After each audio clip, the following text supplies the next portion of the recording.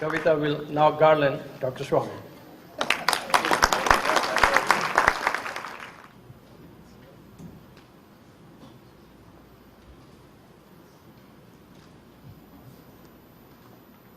Bhai, Dharmendra ji, Alukda ji, distinguished citizens of Houston City and members of the Hindu Mahasabha of Houston. I am to speak to you today about corruption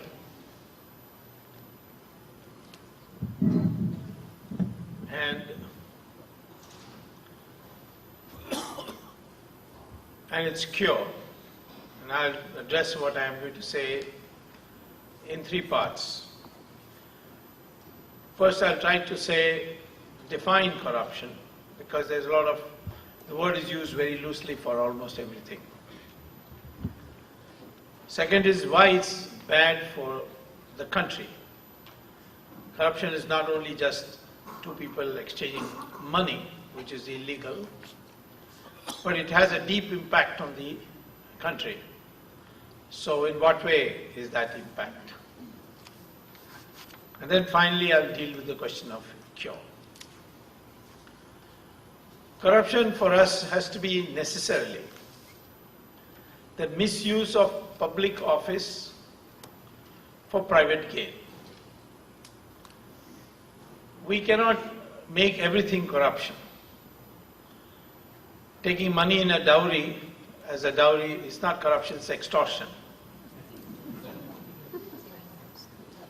The Congress party recently accused Swami Ramdev of himself engaging in corruption by accepting black money. Now Congress had no explanation how is that black money. He said it's in cash, he accepts it in cash. Supposing I'm a very corrupt person and I have a lot of black money and I carry it in my pocket and I go and buy taxi, and when the fare, time to come for me to pay the fare comes and I take out the cash and give it to the taxi driver. The taxi driver, by accepting that cash, cannot be called corrupt because the money was black. A, he doesn't know, and B, there is no misuse of office. We are concerned essentially that people place faith in public officials and they are supposed to serve the country and do what is best for the country. And if they only do what's best for them, then that is corruption, that's misuse of office. So in that sense we define corruption, and there is a specific act in the country called the Prevention of Corruption Act, under which public officials can be prosecuted. There is a provision in that which says that a public official cannot be prosecuted unless the appointing authority of that public official is satisfied that there is a prima facie case against that person. There is a filtering device, because the government, the parliament did not want to empower people to file cases against anybody at any time on the flimsiest of excuses. That would be harassment. Presently, our criminal law is such that anybody can go to a court and say the following offense has taken place, and the police should be directed to investigate the matter and prosecution should be launched. But in the case of public officials, you have to get a clearance. So if you want to prosecute a minister, you have to ask the chief minister in the state or the prime minister in the center. If you want to prosecute the prime minister, then you have to ask the president. If you want to prosecute the president, well, on what will you prosecute it? Because the president acts on the advice of the cabinet. So therefore, there is no way you can prosecute the president under corruption law. Same thing with chief minister. If you want to prosecute the chief minister, you have to ask the governor. for permission to go to court.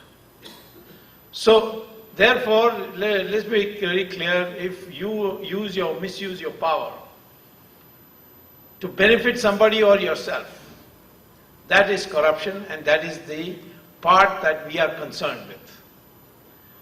We are not concerned with any other kind of corruption, because doesn't have a nationwide impact. If you can cure this corruption, every other corruption, petty corruption, would be cured. If a policeman, after giving you a parking ticket, takes money and cancels your parking ticket, that's misuse of office. If a clerk changes the files, the speed at which it moves because you gave him some money, that's also corruption, because he's misusing his office. And the same thing if a minister gives a license for a person who's not deserving of it, then that's also corruption. So corruption, in a sense, is misuse of public office to deny the choice by merit. People who should get something on merit don't get it. And people who don't deserve it on merit get it because they pay money. That's the corruption that we are talking about. The impact of corruption is very widespread. It's not only that choice by merit is not made, so an inferior choice is made. I bring out a tender for building a road, and I pass the word around that whoever wants to get the tender will have to give me this much money. If the person all those who apply or file applications for the tender, they think that that much of money if we give, then we will not make profit in making the road. So what happens is they still want the tender. So they give the money and then they use substandard material on the road, which road can be washed off with one monsoon. We have horrible roads in India, not because we don't know how to build roads. We build the best roads in the world. We built lovely roads in Malaysia, in Nigeria. In fact, we built roads in Iraq. And President Bush, not knowing that the Indians had built that road in Iraq, when the American tanks went from Basra to Baghdad, he complimented, said, at least one thing Saddam Hussein did, he built good roads. Saddam Hussein didn't build those roads, built by Indians. We built very good roads everywhere in the world except in India because of corruption. Same thing with the houses we have built in Russia, in Bulgaria and so many other places. So consequently, because the choice is not of merit on merit, so substandard products are served to the public. Electricity is not available, there's power cut because of the fact that there's corruption. Electricity is being stolen, and to make up for it, they have give you power cuts. So the public suffers because of a lack of choice on merit. And those who want to do things on merit, they are discouraged. So this is the first impact. It demoralizes the public. The second thing is that when you get money, and it has to be in black, you can't give it in check because check will be traced. What do you do with this money? Well, there are many things that are being done now. One is that I can't build a factory because that will also will come under the purview and it will come to the notice of the income tax. So therefore I spend the money. I go and dine every day in 5-star hotels. I hold big weddings. I put an air conditioner in every room, including the bathroom. I buy 6 Mercedes cars. Nowadays they buy even corporate jets. And these are something that ends up promoting luxury goods industries. The highest rates of return in Indian economy today are not in producing cloth for the millions, not in producing food grains for the people. It's not in producing consumer goods which the common man uses. But the highest rates of return today is in five-star hotels, in air conditioners, it is in luxury cars. These are the places where you get the maximum return. So what happens is the market forces then propel you to invest more and more in luxury goods and less in common man's good. And the whole investment priorities of your country, they get distorted. Today in India, over 70% of our investment goes directly or indirectly to produce luxury goods. This we cannot accept because so many people are poor and they require a better deal. Similarly, the money is used now because forward trading is allowed in food grains and agricultural products. This black money is used to, when the farmer is ready to bring the food grains, sugar cane, all these things to the market. Industrialists with black money, or politicians with black money, they buy these and prevent them from going to the market, and then they put it in the godowns. And then when the prices rise, they sell. And having, since they sell it at that stage, there's inflation. India is having a growth rate of 9% per year and an inflation rate of 16% per year. This is against the laws of economics. If the supplies expand, the prices should come down. But in India, supply is also expanding and prices also going up because of hoarding. Third thing is a device which Mr. Chidambaram has perfected at the advice of his boss, Sonia Gandhi.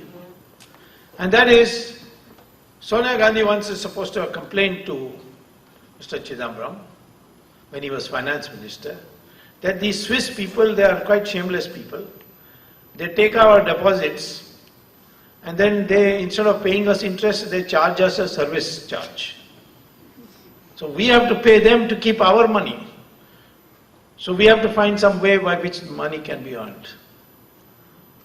So a new financial derivative was invented by the government of India, which is called participatory notes. Nowhere in any country in the world, not a single other country in the world, has this participatory note. And what is this participatory note? You send your money by Hala abroad, and then with this cash, you go to Morgan Stanley or to Fidelity Investments, and on the counter you put this cash and say, give me a participatory note. So they'll give you a piece of paper which will only have the amount, it will not have your name, it will have nothing. You take that participatory note and come back to India. And then through one of the mutual funds, you buy shares. After intimating the Reserve Bank that you've got this participatory note and you're going to use it. In fact, the mutual fund will do the informing to the Reserve Bank. Then this money infusion that has come into the stock market suddenly raises the stock market prices. At the height of the stock market prices, which you think is the height, you sell out. And that money that you get in rupees from the stockbroker, with your participatory note, you go to the Reserve Bank and they are obliged under the law, to convert the entire amount into foreign exchange and give it to you. And you can take it abroad. The SEBI, this Security Exchange Bureau of India, which is an oversight body like your Security Exchange Commission here in the United States, the law has been passed to exempt participatory note from examination by SEBI. Otherwise, if tomorrow you go honestly and buy shares, SEBI will ask you a question. Where did you get the money from? Who did you buy the shares from? And where are you going to put your shares? All kinds of questions they will ask you.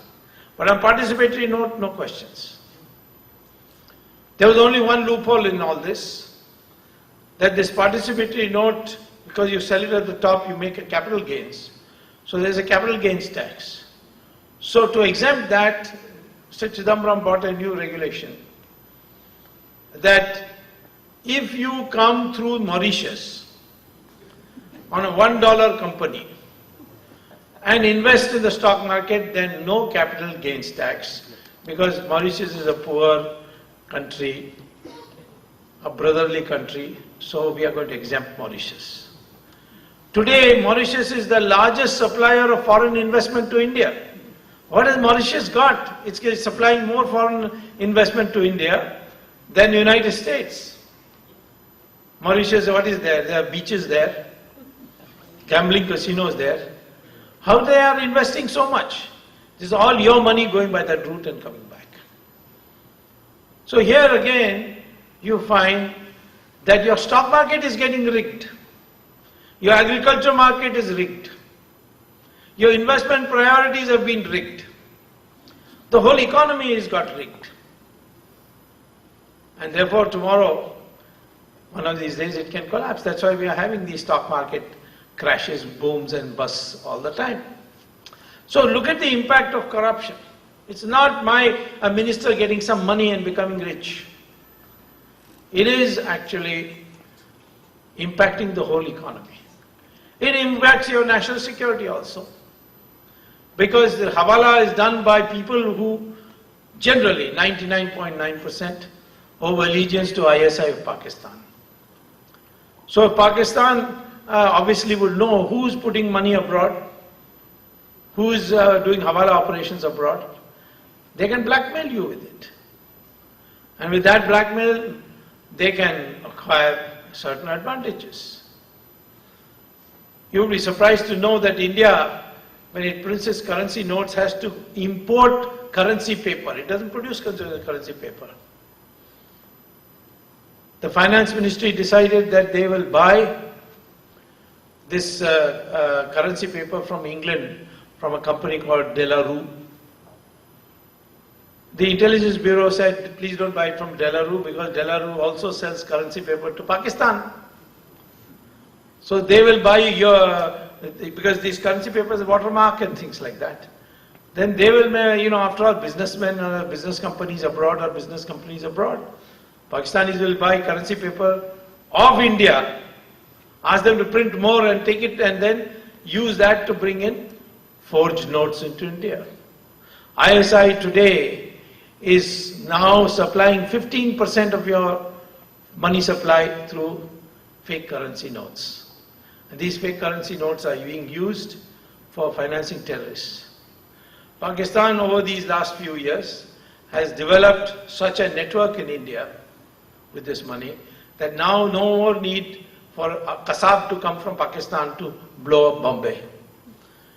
Homegrown, unemployed youths have been recruited, radicalized, and now every city of India has got a cell of the Indian Mujahideen, which has affiliations to the Al-Qaeda. So your national security has also been affected. And once this greed for money starts growing, then you're prepared to do anything. What has happened in this 2G spectrum case? And why did I take it? I took it because I came to see that the amount of money was enormous. Later on, the CAG calculated as a loss of 1,76,000 crore rupees. When I presented this to the Supreme Court, the judge asked me, how many zeros is that? I said 11 zeros. He said, Baap re Baap, I've never seen so many zeros in my life. This is the magnitude of corruption that is taking place in India today. Because it's a growing economy. Telecom is growing so fast. We were in 2001 only 40 million handsets. Today we have 700 million handsets. Huge market and growing. Because now people have two, 3 handsets. So consequently, when this 2G spectrum, what is this 2G spectrum?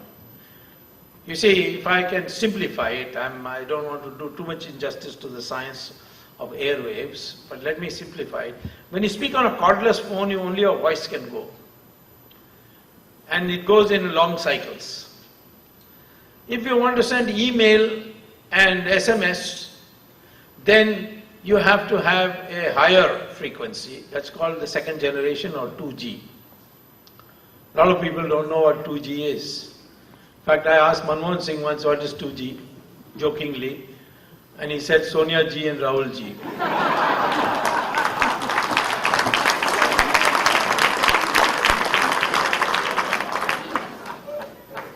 It's only higher waves, So more information.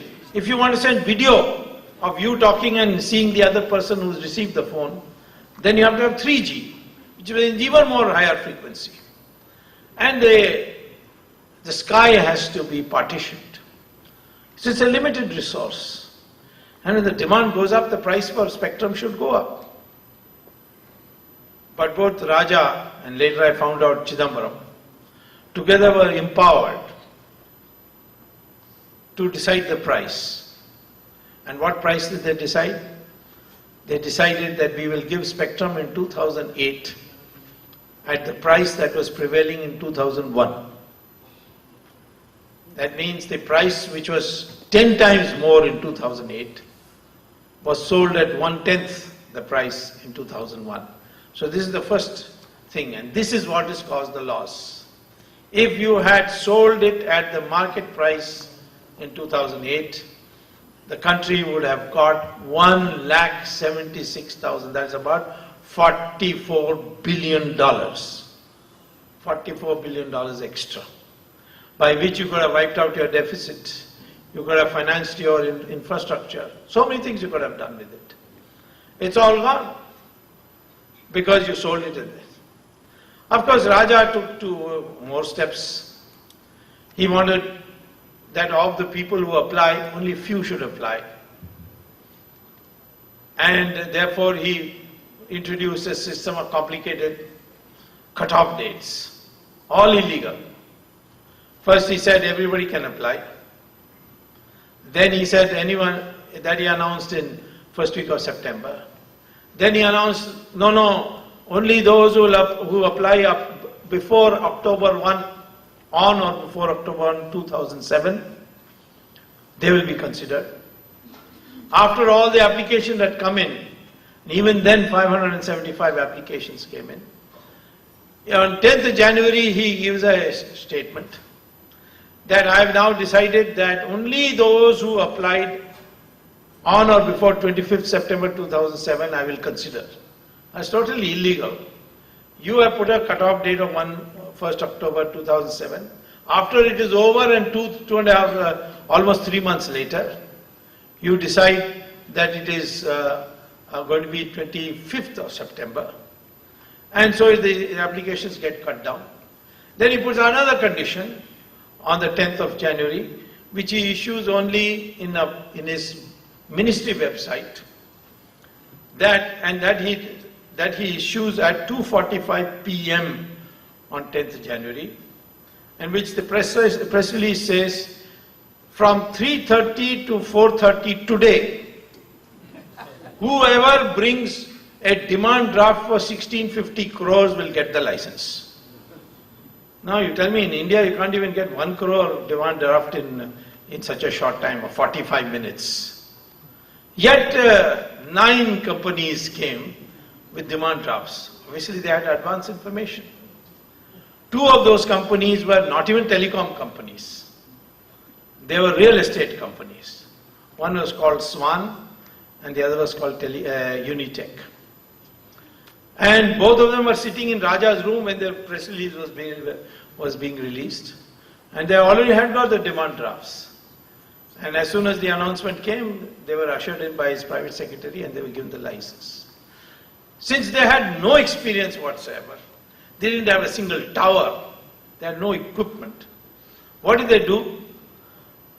They went and sold their licenses to 2 foreign companies.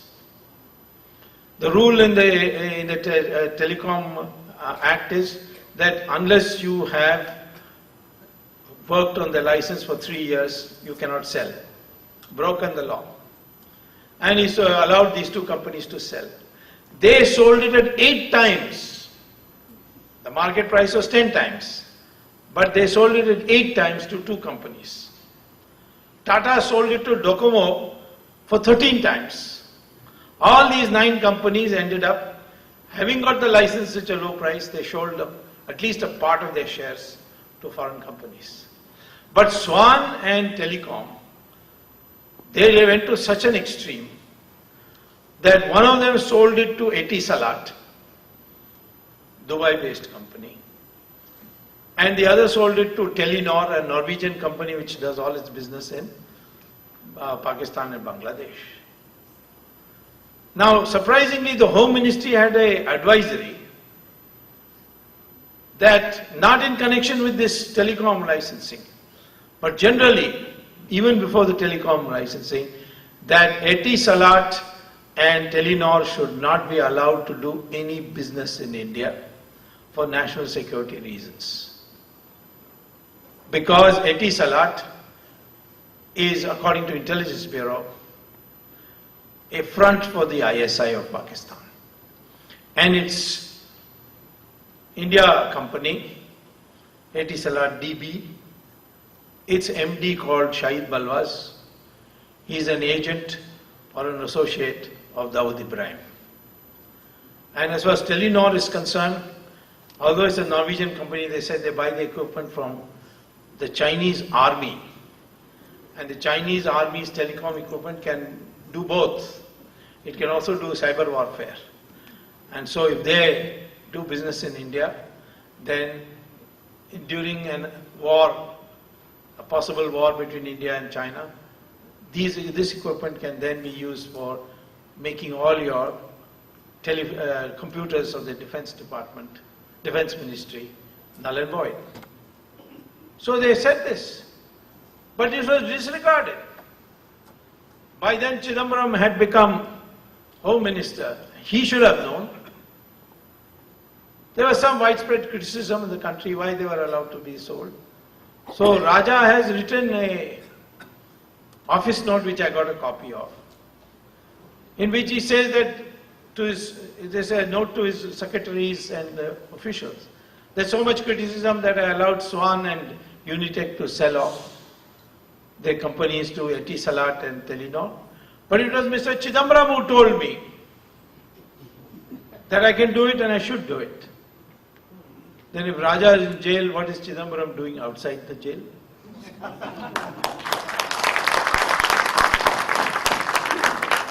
I said this to the Supreme Court on the 13th of May, that here are the documents which show that Mr. Chidambaram was as much a party to the decisions as Raja is. And if Raja is being prosecuted and is in jail for it, then Chidambaram should go.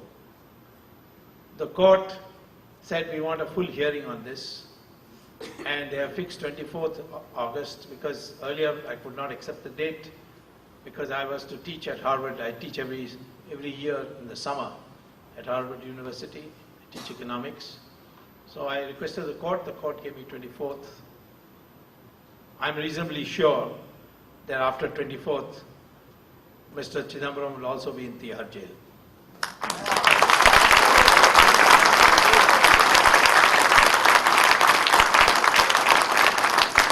There are many more. Raja went first, then Kandimori, soon Dayanidhi Maran, because he forced one of the telecom companies to sell to a Malaysian who has LTT connections. I mean, these people have no patriotism at all. This is what corruption does. When you want to just make more money, look for every shortcut to make money. And if Raja has gone in, some Rani must go in also. Even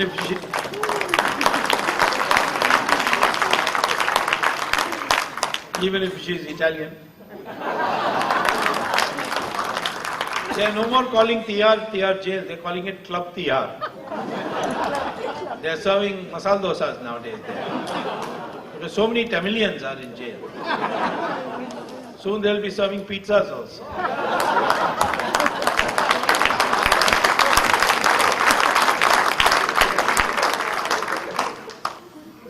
So you have today, because of corruption, your economy distorted, your development therefore affected. financing of terrorism is becoming possible. Mike. The problem is not with me.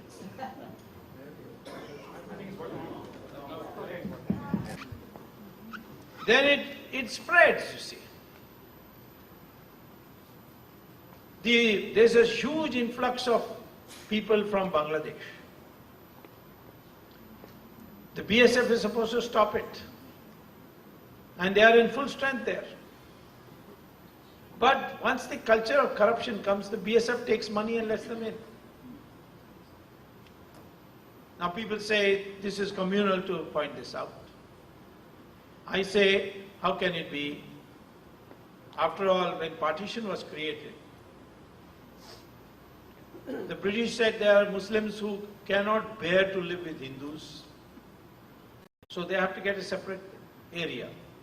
And that's how Pakistan was created. But once you create Pakistan, of which now Bangladesh has gone alone, has gone separate, then the same Muslims come back to your country and start living with Hindus. Then I think in the proportion in which they have come, we must get the land also back, because after all it's all Indian land.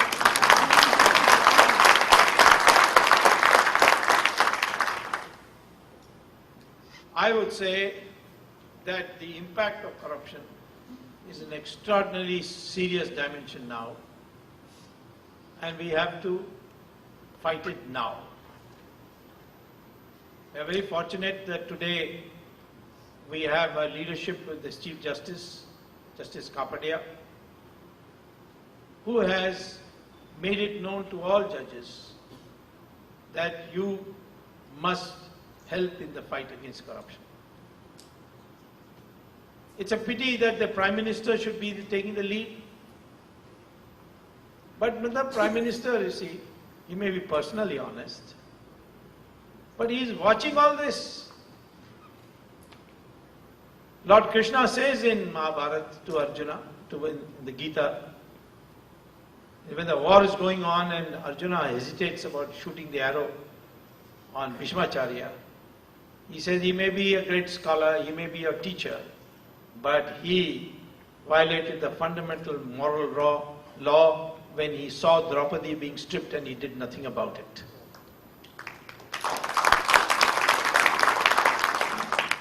So Mr. Prime Minister may be personally honest, but that doesn't absolve him. When I first wanted permission, I wrote to the PM, please give me permission to prosecute Raja. No reply. Then I wrote him another letter with more information. No reply. Then I wrote him 3 more letters, 5 letters. No reply. So I went to the court and said, this Prime Minister is non-functioning.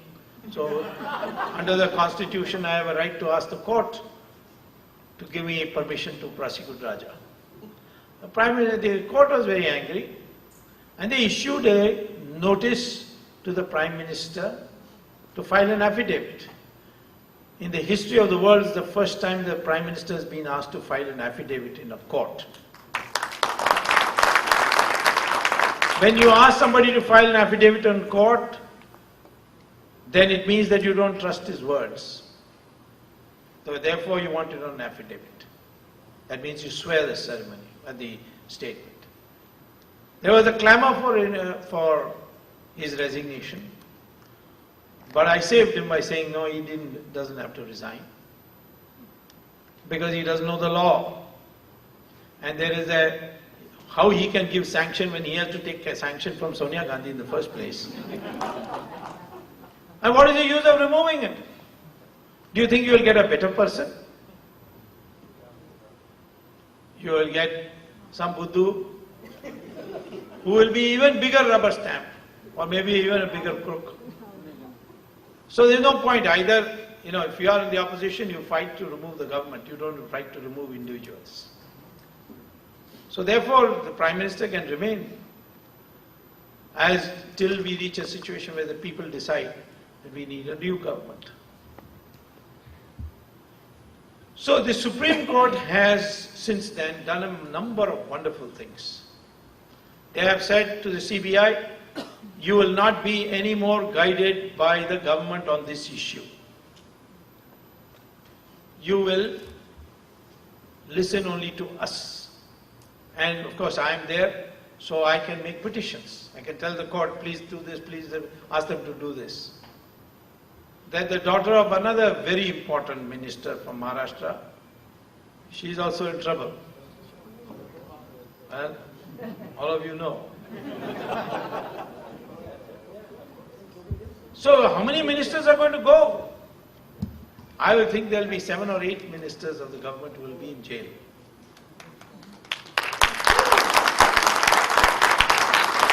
This is unprecedented for India. Because India, an atmosphere had come, nothing will happen. The corrupt people are spreading this. Nothing will happen in India. The laws are not sufficient. They should be made strong. Anna Hazare's contribution, however, is one which I would commend here today. Only one clause in this entire Jan Lokpal bill is worthy. Otherwise, with the present laws, I am getting action anyway. I must say that the Supreme Court has selected a judge as a trial court judge, and this trial court judge is as tough as they come. Of course, he has a problem because there are so many accused. There are 23 accused already, and all of them are billionaires, and they can afford lawyers, the best quality lawyers. They usually come with 5 lawyers each. So 23 times 5 is almost 100 lawyers are breathing down the neck of the judge, you see. And poor chap, but he's held ground. Those who thought that India is a weak country should see the kinds of changes that have come. I myself, people ask me, how did you get all these documents? Well, you'll be surprised how I got these documents. One day at 9:30 in the night, the doorbell rang, I opened it, and there was a well-dressed youngish man. He said, my name is Achari, Ashirvadam Achari, and I would like to talk to you. So I said, where do you work? He said, I'm private secretary to the Minister of Telecom, Mr. Raja. So I said, aren't you doing a very dangerous thing by coming to me? He said, no, I've come because my conscience has pricked me. And so I invited him in, and he told me all that had happened. And he provided the documents too. And later on, he appeared before the magistrate and recorded a statement. But for him, this case would have come this far. Now, I never knew that such people exist, and he is not just an ordinary stenographer. I think he's a private secretary, he's an official rank. Private assistant is a stenographer. But private secretary to minister is an IAS officer. And here he staked his entire career and came to me and told me the whole thing, and then the CBI was informed, and then they took charge, and he laid the foundation for the prosecution in this matter. Then there's a journalist who's extremely poor. I mean, it means he's not starving, but he works for the pioneer called J. Gopi Krishnan. His was a relentless research that came in the paper day after day. Despite all the threats he received, he continued. So there are people like that. There are judges like Justice Singhvi and Justice Ganguly who are not afraid of anybody.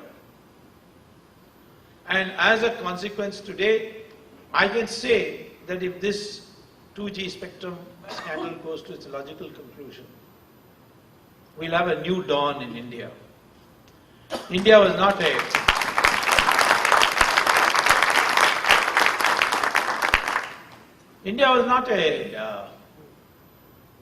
corrupt country 400, 500 years ago. There are reports of foreigners who came to India like Vasco da Gama, Farsian from China, Mark Twain from America. One thing they all say, Indians are very honest people. They don't even lock their houses when they go. out. What has happened?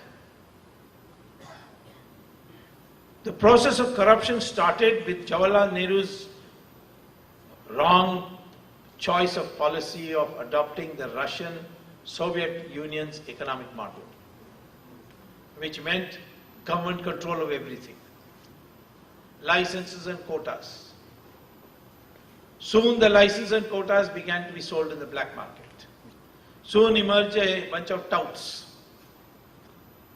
and they then became rich, but they ensured that the industrialists in the private sector got the licenses. That's how corruption started after 1947.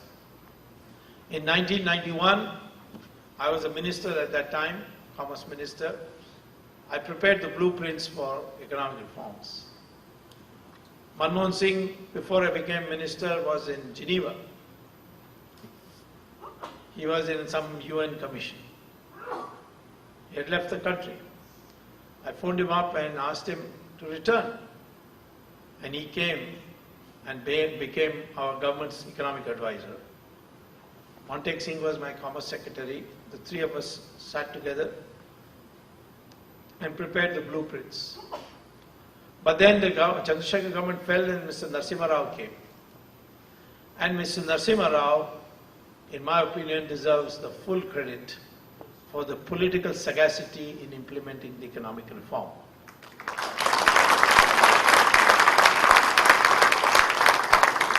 I prepared the blueprints, Narasimha Rao implemented, but the credit went to Manmohan Singh. As finance minister, he brought all these reforms, but as prime minister, he can't bring anything. That cannot be.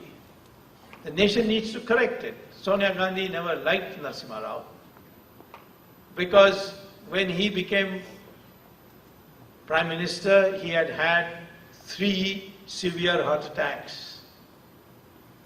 And he looked like a man who was about to die.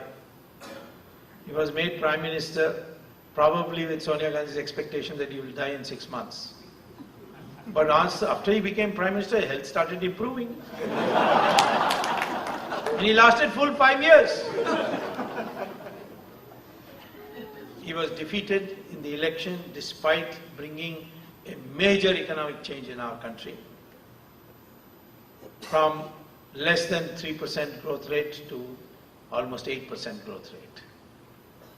And he died a completely discredited person by his own party. Some future government will have to rectify that. But people say that because of these economic reforms, there is more corruption today. Not because of economic reforms. Because the economy is booming. And if the economy is booming, if you go by percentage terms and look at it in absolute terms, of course, the numbers are going to be large. Telecom has grown out of zero to something huge today. And so therefore a cut on that is bound to be huge. You have 1,76,000 crores lost. Of that, 60,000 was distributed as bribe. Raja got only 3,000 crores. Only 3,000 crores. Chidambaram got 5,000. Karunanidhi got 16,000 crores. After all, he's got 3 wives, so he has to have a little. And Sonia Gandhi got 36,000 crores. Raja once told me in Parliament House, we met, he said, why are you troubling me like this? I have settled with everybody. Nothing will happen. I'd like to see him now. One day maybe I'll go and visit him in jail and say, what has happened? But this is the way corruption has been functioning. Everybody has been looked after. Opposition leaders have been looked after. They won't raise any questions. Nobody went to court. I went to court. There's so many lawyers in the opposition. They only do walkout, giving statements. Because there is an understanding. And that understanding continues whether the opposition is in power, comes to power, that we have to change.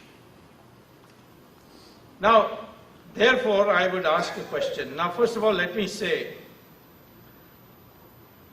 that on the 2G thing, I will not let go because I have sunk my teeth into it.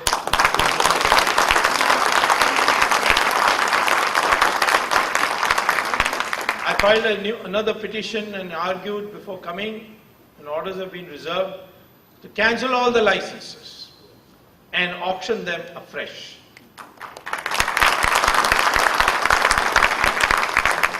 Orders have been reserved, and any day the judgment will come. If that happens, it will be a big thing. On money trail, the Supreme Court has got so angry. You explain to me, why should they get angry? Germany found that some of its officials are putting money illegally in Liechtenstein Bank.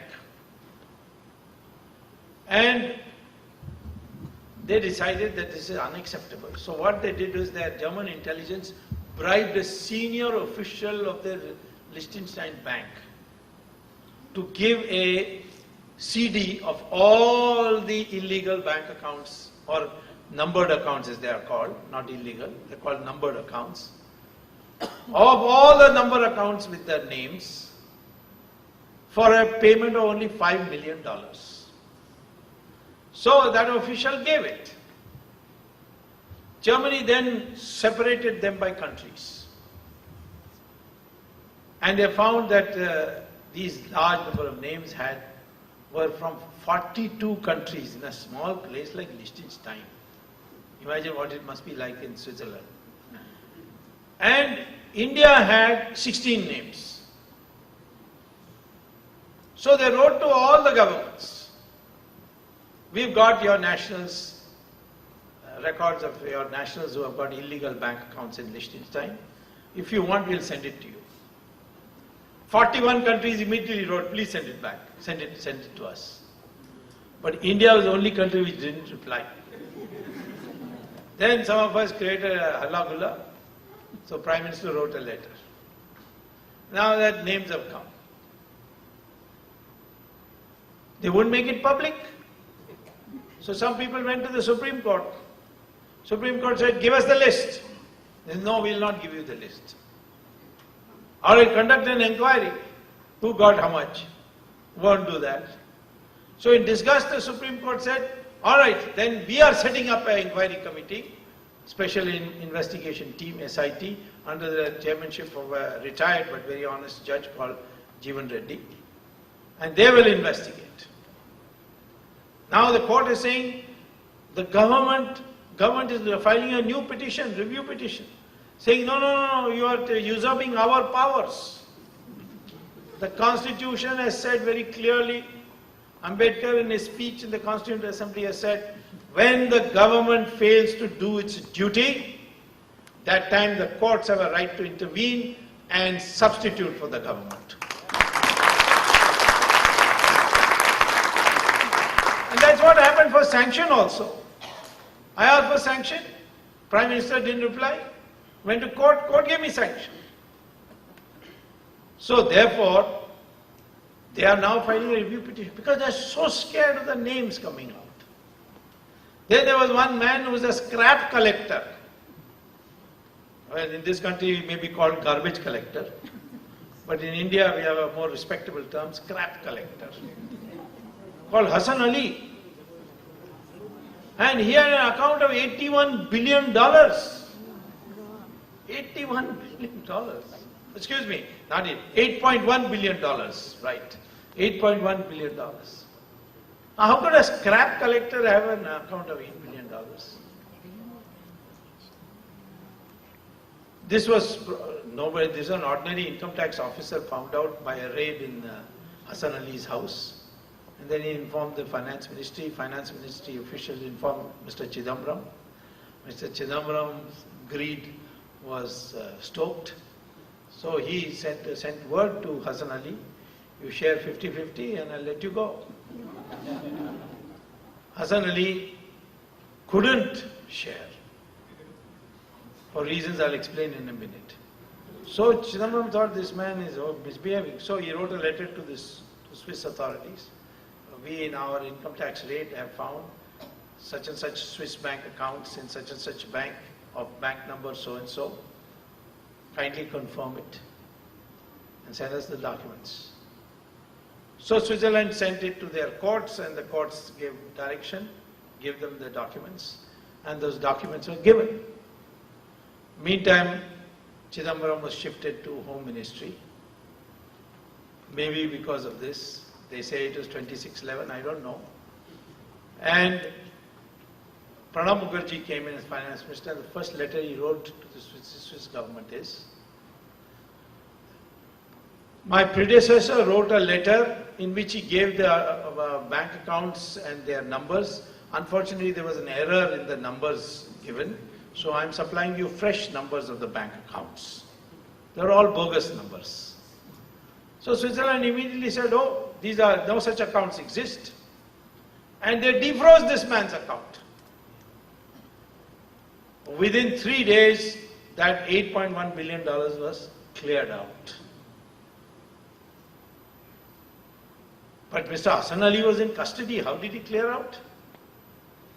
This means that Hassan Ali opened the account, but the password was with somebody else. So this is a new technique. Open an account in somebody else's name, and the password will be with somebody else. Now this time recently they found that number of accounts were given to us by Switzerland, and there was Shailesh Gandhi, Praveen Gandhi, all Gandhis. And all of them were, when the press correspondents went to these Gandhis, they were all very ordinary people. They could not have an account in Switzerland. And they also didn't, they were shocked. How come our name came? So obviously some Gandhi has got the password and put it all in these names. Of course, there are other difficulties. Sonia Gandhi's sisters are still Italians, citizens. Sonia Gandhi herself is, but I have not yet got the records. If you NRIs want to know what you can do to help the fight against corruption, please go to Italy and get those records, or employ a private detective to go to Italy. You have the resources, you've got the capacity, and you've got the reach. We in India who are fighting corruption would like only information. The Americans have a lot of information, but they're not sharing. The American Fort Meade, you see, near Washington, that has a computer which records every bank transaction in India, in the world. And they have buzzwords. So, supposing it says something, says Osama bin Laden, immediately it will give you a printout. So, all the data is there with the Americans, but the Americans, why should they cooperate with you? The Americans are not going to cooperate on merit. It has to be a give and take.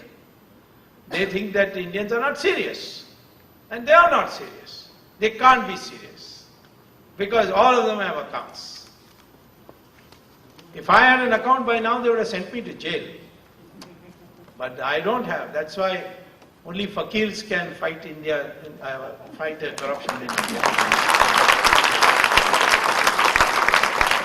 That's why we need Ramdev, we need Anna Hazare, such types of people who the whole world knows don't have anything. They may try anything, but nothing gets stuck. Nothing can be pinned on them. So I am saying that this amount of money, how much is it abroad?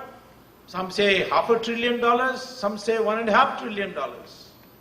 But one of my Harvard students became a chairman of one of the Swiss banks, and he told me, but for Indians, our bank would have financially collapsed a long time ago.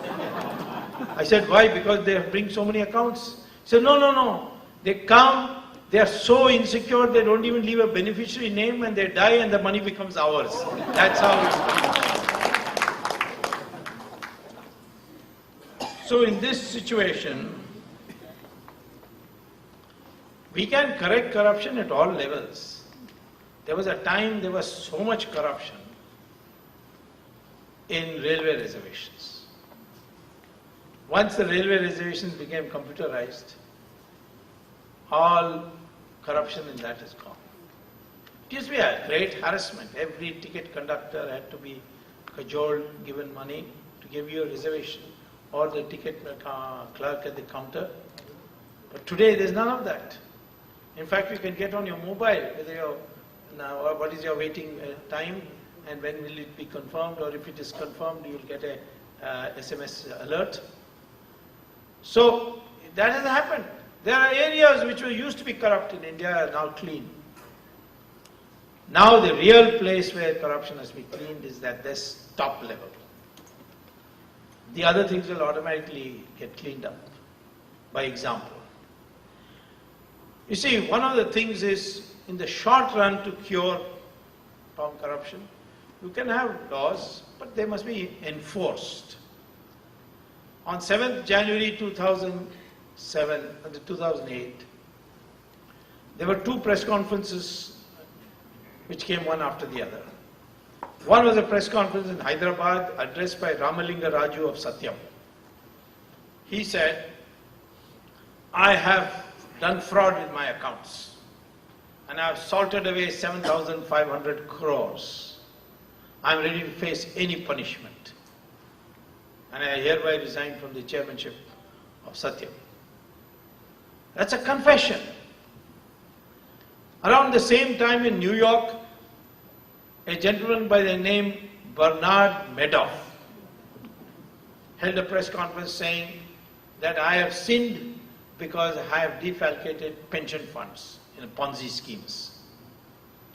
I am ready to face any punishment. I am ready to accept any punishment as an atonement. Within 6 months, Bernard Madoff was convicted in prison for 150 years. 6 months. But Ramalinga Raju is still lying in the air-conditioned room of Apollo Hospital in Hyderabad. No charge sheet yet. This is one of the things that we need to correct. Anna Hazare is right in saying that country needs a change in law. The one thing that I accept in what he says is correct. We need an independent public prosecutor. Hong Kong was the most corrupt country of East of Asia. Once that independent public prosecutor was appointed, within 10 years Hong Kong has become the cleanest country now in the Transparency International, right at the top. Here also, when President Clinton on that Monica Lewinsky case, America appoints an independent prosecutor on an ad hoc basis. Watergate, they appointed a public prosecutor, independent public prosecutor. India too, we can have, and I'm testing the law already, even without Anna Hazare's proposed amendment. He is proposing a general amendment, but I'm saying in corruption law, we can have an independent public prosecutor, because I had gone to court asking the court, that is the trial court, not the Supreme Court, the trial court, please appoint me as an independent public prosecutor. So the court said, how can we? The CRPC says that only government lawyers can be appointed public prosecutors. So I said, yes, that is in the CRPC. But the Prevention of Corruption Act, that says that you can appoint an independent public prosecutor. He said, read it out to me. So I read section 5. It says that the person who files the private complaint on corruption under the Prevention of Corruption Act can be appointed as an independent public prosecutor under the law. And the judge tells me, I never knew this law existed. But I don't blame him, because nobody had brought it to his attention. And most people don't know the law. The law is now, I think it now has become, society has become so complex. I think our educational system should now start teaching law as a required subject, so that everybody knows some law and they're not terrified by law. In the short run, yes, we need to tighten the laws, particularly this independent public prosecutor.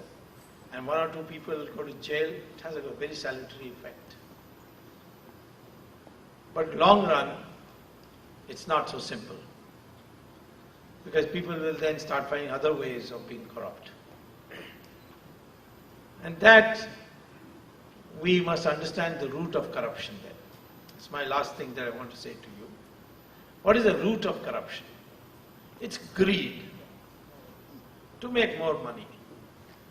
Why you want to make more money? Because that's what gives you social status. Of course it affords you a lot of amenities, but that, you don't need all that money. But this money, for more and more money, to throw around money, that's a search for social status. Our society, Hindu society, what is called a Sanatan Dharma, has understood this from the very beginning. When two great rishis met to discuss how to structure society, one was Rishi Bhrigu and the other was Rishi Bhardwaj. They met to discuss how to structure society so it's stable.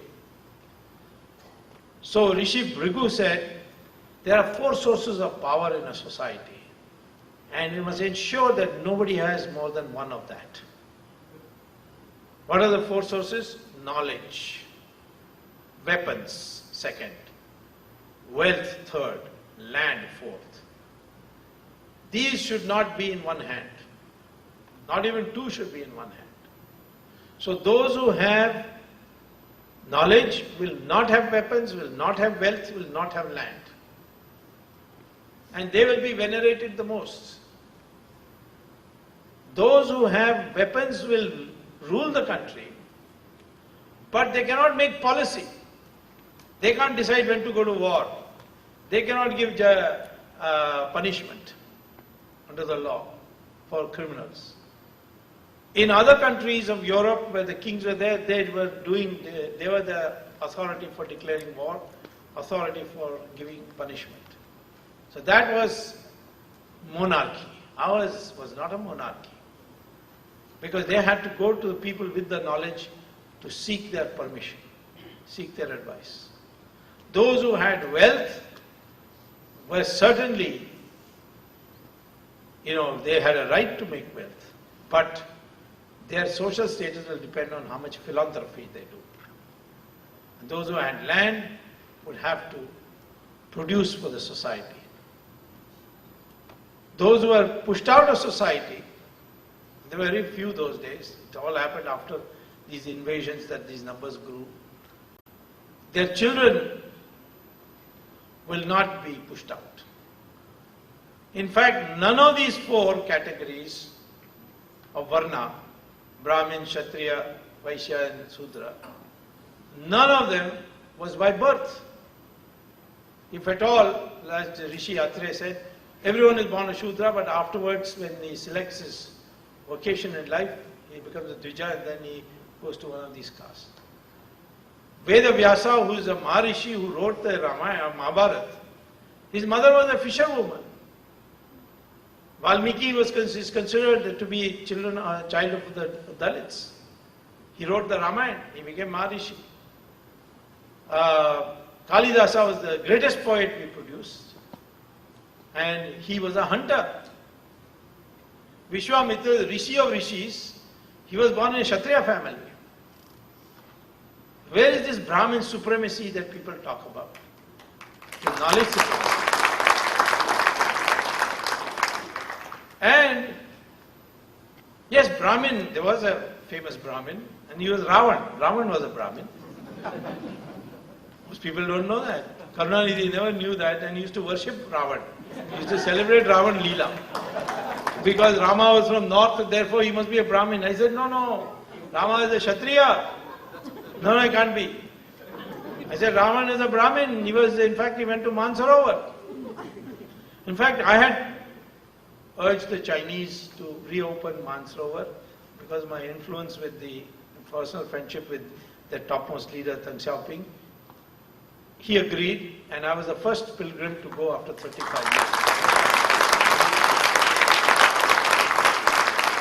So on the way to Mansarovar, I saw a very big lake on the way. I thought that is Mansarovar. So I told my guide, Tibetan guides, that Mansarovar has come. They said, no, this is called Ravan Haranga. So I said, Ravan Haranga, what does that mean? They said, Haranga means Sarovar, that is lake. But Ravan we don't know, some Indian name. So I said, oh really? Let me also collect a sample of this water. He said, no, don't touch this water. If you drink it, you will be poisoned. You may even die. So an evil thought crossed my mind. I filled a bottle of that water and brought it and gave it to Karunanidhi and said, please drink it.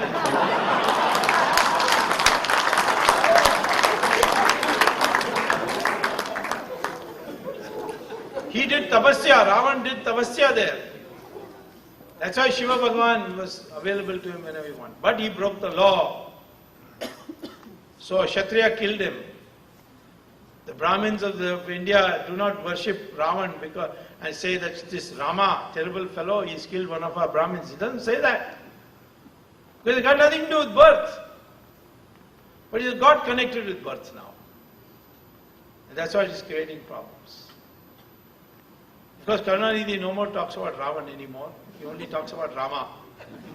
Once when I was arguing the matter on Ram Setu in Supreme Court, I said, Ram Setu.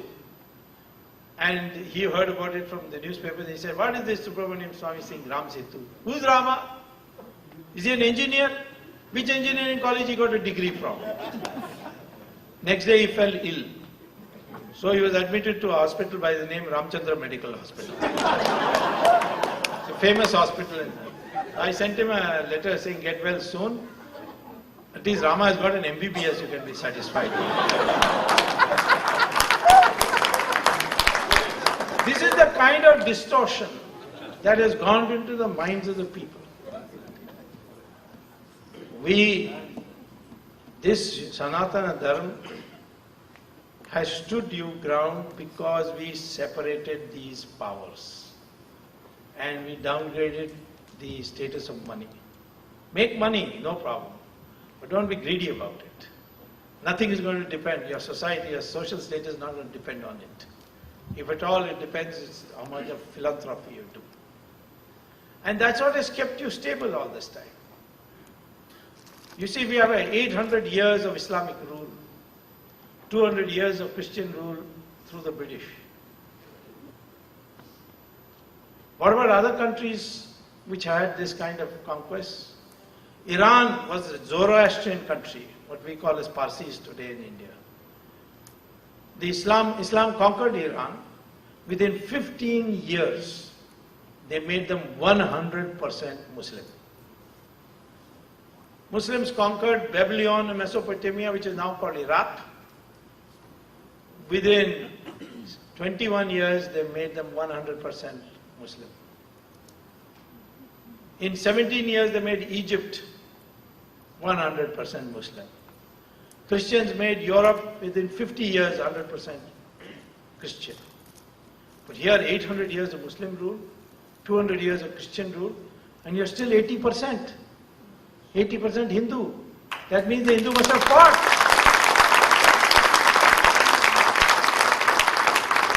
Maybe our war techniques were not proper for these barbarians who came.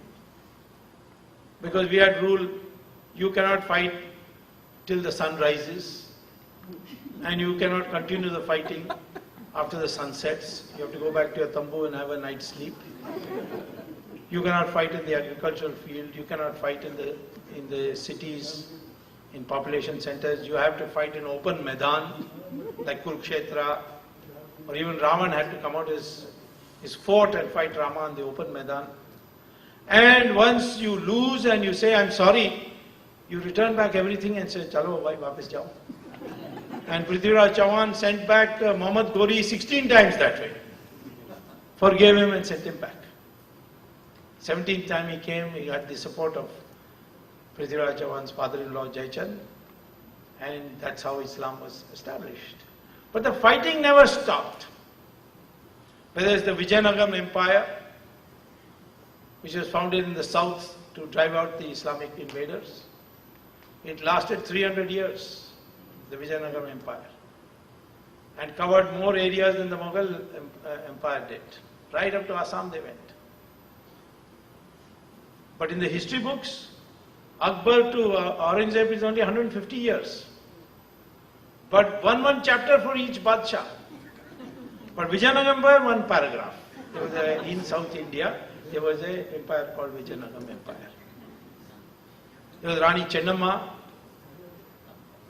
in Karnataka who valiantly fought against the Islamic rule.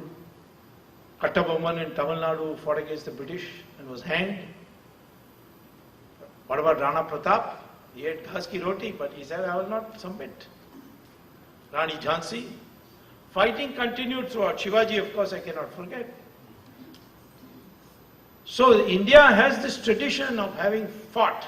But our history books and our young people are all taught to say, no, we have beaten.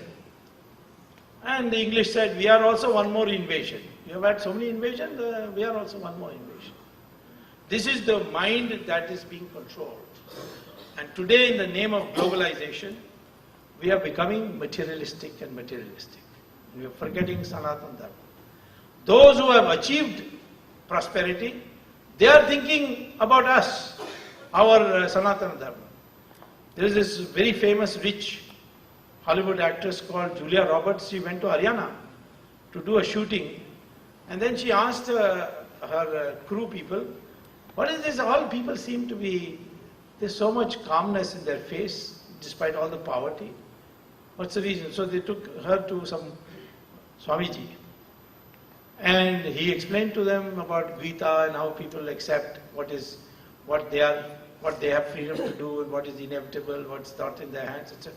She was so impressed that she came back, she became a Hindu and made her whole family Hindu.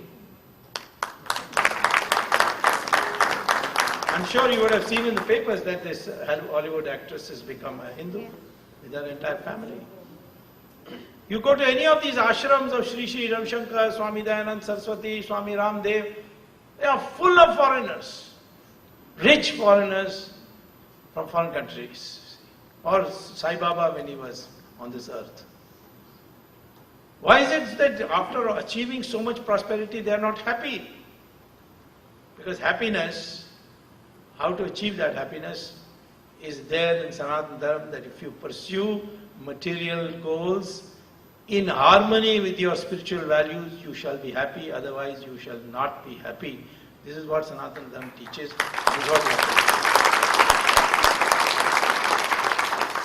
do. So long run, there is a need for a course correction. I'm not saying that you should all become sadhus and wear bhagwa kapada. No. I am saying pursue it, but don't extol the accumulation of money as an end in itself. I was very deeply disappointed when I went to the IIM to give a lecture and asked all the students, why are you here? Why did you enroll in this IIM? Almost without exception they said, because our after degree prospect of employment with the highest pay is in IIM. I said, you have no love for the subject? I said, no, we have no love for the subject. We are here because we want a good career.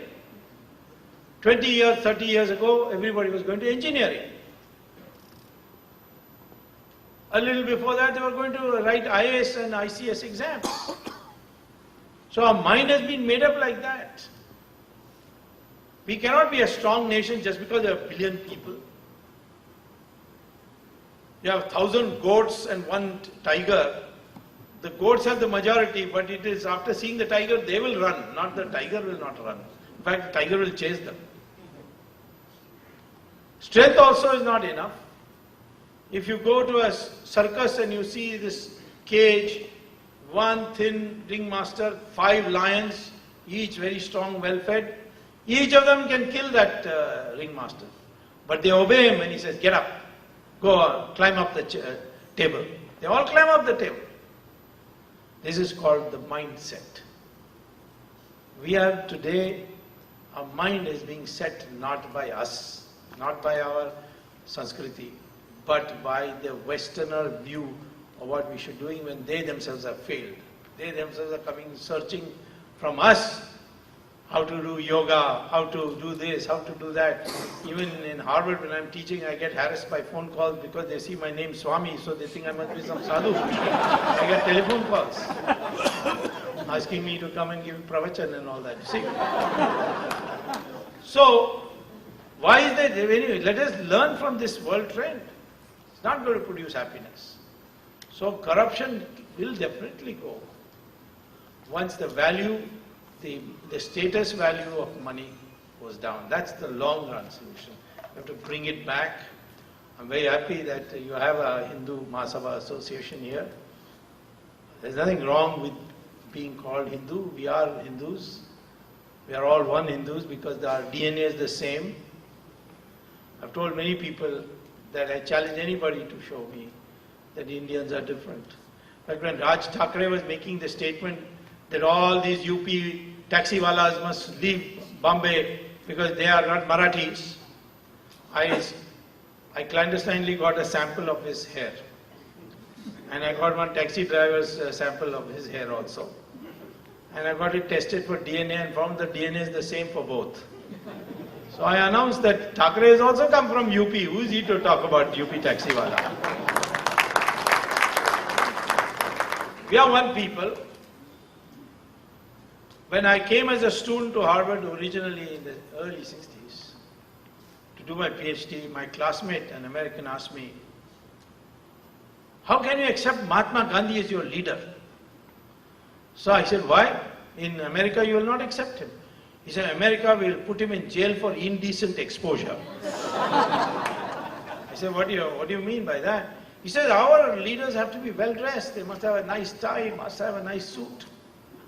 We will not accept somebody who is just putting one piece of cloth and moving around. That made me think. How is it that millions and millions of people don't raise this question? They are all following Gandhi. All followed Gandhi. That is the Hindu ethos. That ultimately sacrifice, giving up, is raised to the highest status. Why is Ramdev so acceptable? Why is Anna Hazare with his simple Gandhi topi acceptable? Why was Gandhi your leader? Why was JP your leader? Not because they were smartly dressed and went around in Cadillacs, because they were simple people. That is the ultimate value. And that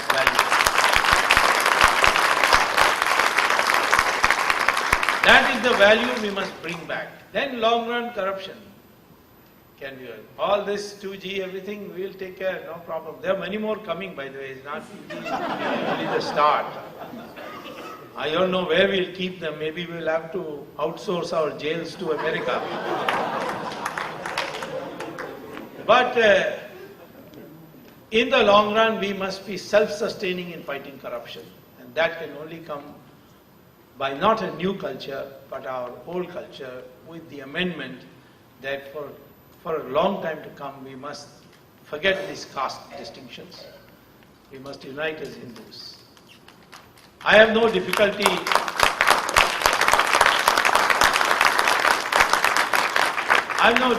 accepting any Muslim or Christian also as part of the family, provided they acknowledge what is the truth, what the DNA says, that their ancestors are also Hindus, and therefore they respect the culture of India because their ancestors were Hindus.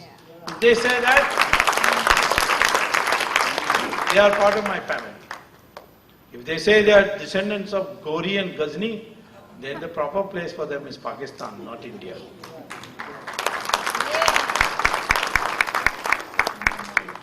This identity of India has to be firmly planted, because we are going to have big challenges coming. Pakistan is crumbling, the Taliban will take it over, you're going to have a war. You have homegrown terrorists in India now. For the first time, after this Bombay blast, we can say that we have finally got homegrown terrorists. Homegrown means they are financed by Pakistan, definitely. But they are not Pakistanis, like Kazab was. And therefore, you're going to have a major problem for which we need unity. And that unity We need a government which comes on the power of that unity. Today the governments are coming on the power of division of our country. Separate the Muslims, separate the Christians, break them into Yadavas, Hindus into Yadavas and scheduled castes and so on. This fragmentation of the Hindu community is the source of today's government formation. We must change that and say the Hindu unity should be the source of government formation. There will be a revolution in India in expectations overnight.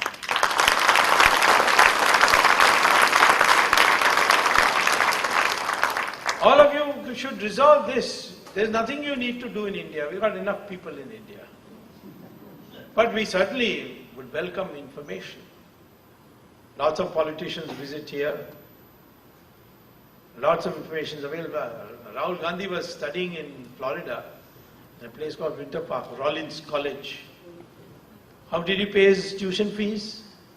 From an account in Cayman Island. Illegal account.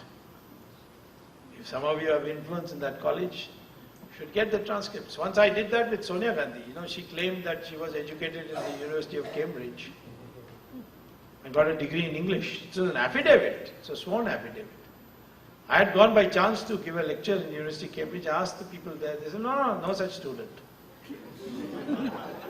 So I said, will you give it to me in writing? They said, yes. They gave me in writing.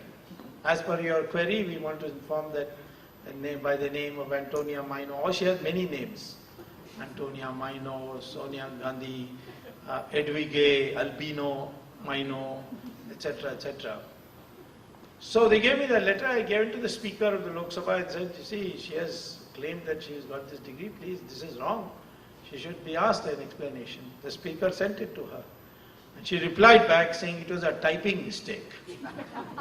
How can it be a typing mistake? Typing mistake can be a comma, full stop. But a whole sentence is a typing mistake. Then she should send it to the Guinness Book of World Record for the longest typing mistake in the world. Now these people, they fib a lot. We can't know. Now that's important because she said that she was in England studying. She was 5 years in England between 1963 and 68 before marrying Rajiv Gandhi. If she was not studying, what was she doing? Well, I know, but I'm not going to tell you today.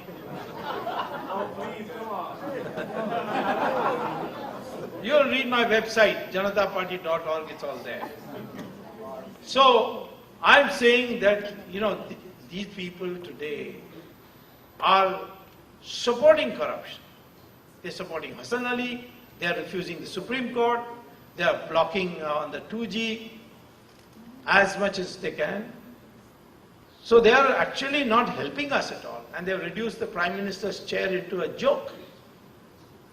So we have to have everything we know about them. That's something you can do, sitting here. Because this country is today, we are in a position to get through the RTI, the Freedom of Information Act, and so many other things. By sheer access, movement and so on, you can get a lot of information. This is what we need to know, and certainly I'll be communicating with you in the future. But the most important thing is to develop a positive mindset, to become a strong, I would say Hindustani. If it means that Hindustani would mean a Hindu plus all others, those who acknowledge that their ancestors are Hindus, that combination would be, that grouping would be called Hindustani. We must be one, rising above all our differences, because the hour of challenge is very near. You're going to have a war from the Taliban-based controlled Pakistan, and we have to be ready to have the final war with Pakistan. And for that we have to prepare our mindset as a fighting public, as a public which is not bothered about small things, but a public which is ready to make the necessary sacrifice. That is the long run solution, otherwise corruption will make us lose what our Jawans have been periodically winning on the battlefield. We will lose because our leaders will make the sacrifice of the national interest because of corrupt reasons. This is what I want to say. Thank you very much.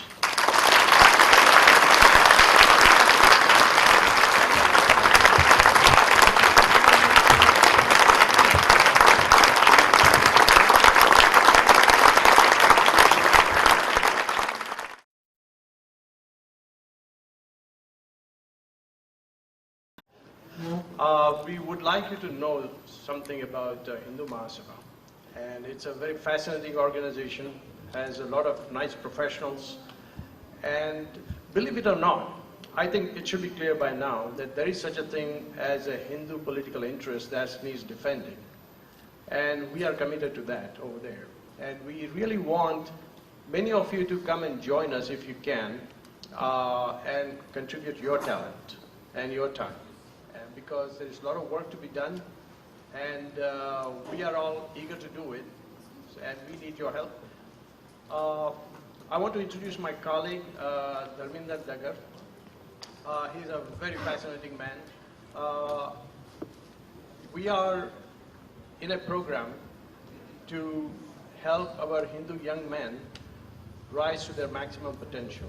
And that we do it through a program called mentorship. And Dharminder heads that program. So I would like you to, like him, to tell you what he does, in addition to other wonderful things he does. So Dharminder.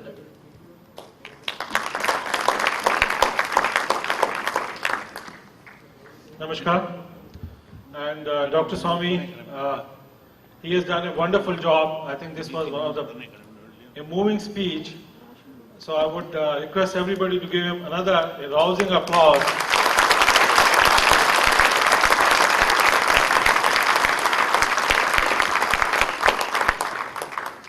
I'd just like to add a couple of things. When Dr. Swamy talked about simplicity and having the knowledge, Dr. Swamy, he is a Harvard professor. He teaches over there. But yesterday when I was picking him up at the airport, I was expecting at least a couple of bags. He's traveling, coming from India. And I was so surprised when he showed up. You know, other colleague members, Sri Ramji, were there when we received him. And there was one bag. And I was asking, I said, have you left something? Or the bags have not arrived? So the simplicity of Dr. Swamy was that he has a couple of clothes, pair of clothes. And I asked him, I said, sir, that's what you have? He said, yeah, I don't need anything else. So he not only goes,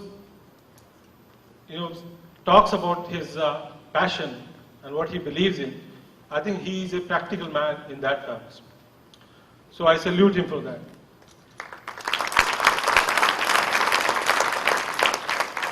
Come back to, just want to put a plug for Hindu Mahasabha as well.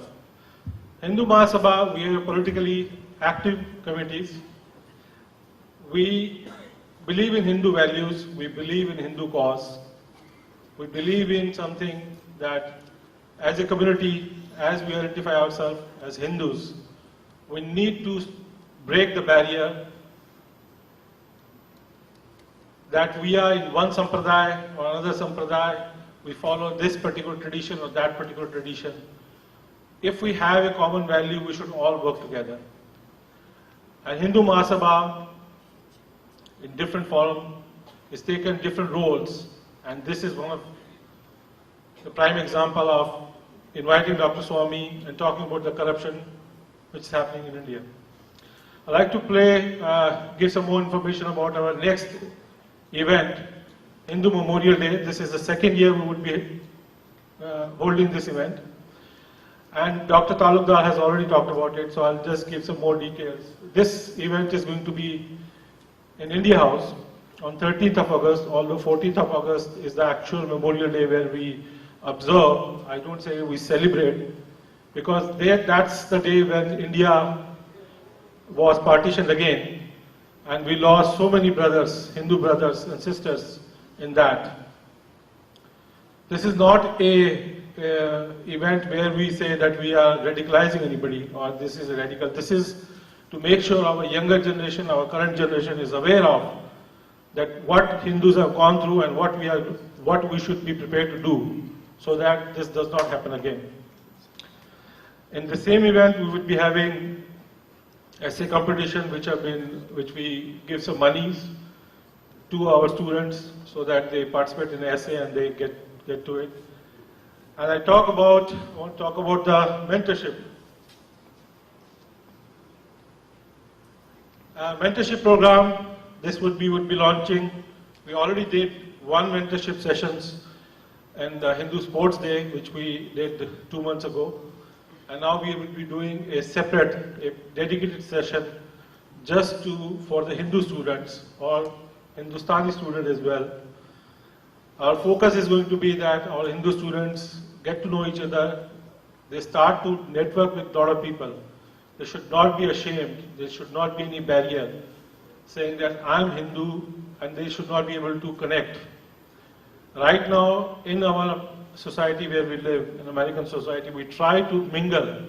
But if we do mingle, that's fine, but we need to understand that we do have people who have common values and we should network with them. There are a lot of people in our society, in our community, in Houston, who have done tremendous jobs. They are established, very well distinguished professionally. We want to take advantage.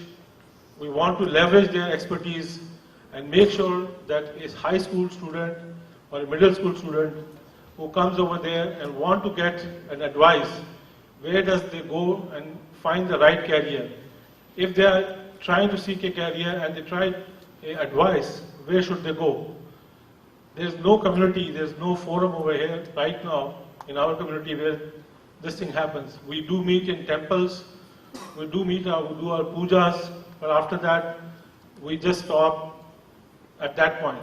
This would be a forum where we would allow all our young students to network, go into a professional program, professionally run, managed program, so that they can go from one step to another step. And this one, I'd like to request everybody who is over here to support Hindu Mahasabha in not only their financial donations, if they can, but get attached, volunteer their time, volunteer their efforts. Everybody over here has a lot of efforts and you are here for a reason. And if one thing I take in last couple of days after looking at Dr. Swamy, reading through his work, is that he's so fearless. He believes, he takes action, and he actually is a practical person. For me, this was a learning experience. When I talk to him, I see him that the infusion, the imbibe, the values which we imbibe, is that the fearlessness. And that's what I want to bring it to our young generation, that they should be fearless, they should be well connected, and they should respect the Hindu values and preserve it for next generation. And at this time, I request everybody who is over here to support Hindu Mahasabha in whatever ways you can, and help us do these programs again and again. Thank you so much. So here goes. This was a very common question, so this comes first. What are the ways, Dr. Swamy, that NRIs can do to make India corruption-free?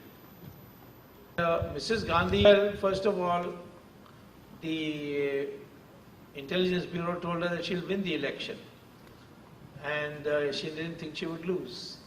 The second thing she said is that there was so much that the NRIs had created this atmosphere about the lack of elections, that Jimmy Carter, who had become president here, made it a point of issue with her. And she thought, anyway, I'm winning the election, so let me also remove this propaganda against me that I'm running a dictatorship. So, I mean, that is the extent to which NRIs played a role at that time. That is a special situation. Today, you certainly can continue with this demonstration. As I say, you should create an information bank, and that information should be collected. There are many interesting ways of doing it. And you can also raise issues with the Indian newspapers through certain newspaper channels that are here, based here. For instance, if you can get hold of the PTI man, PTI releases something of what you say or what you do, or something in your rally, or what Baba Ramdev says in a rally here. then it will go to all newspapers, particularly the language papers, because PTI is picked up by language papers in all parts of India. You'll get all India coverage. So it's an information dissemination that you can do. I don't think anything else is required from you. You're doing enough, you're already very busy people, but if this much you do, I think you have done quite a lot.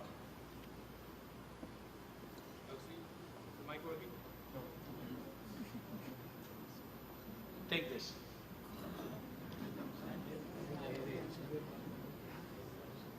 Another question was that if the Supreme Court has injunctions against ruling party members, how will it enforce its decisions since it has to depend on the government to enforce the decisions?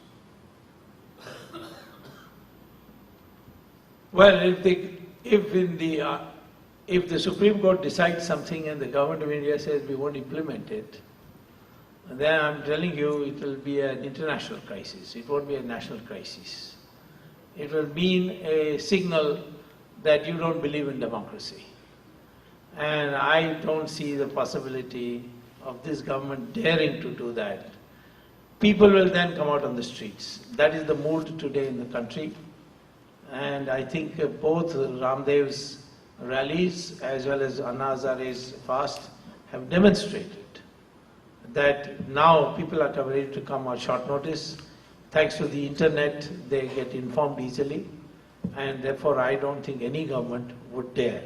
The only thing that we have to prevent is to make sure that some of the people of the government don't run away from the country. We have to chase them and catch them. Check, 1, 2. Next question. This was by Sri Surya Kaburi. He wrote his name so I can read it out. Other people didn't write their names. There is no Lokpal in the Western world. How are they differently structured from India that they are better able to manage a conflict of interest and have successful checks and balances?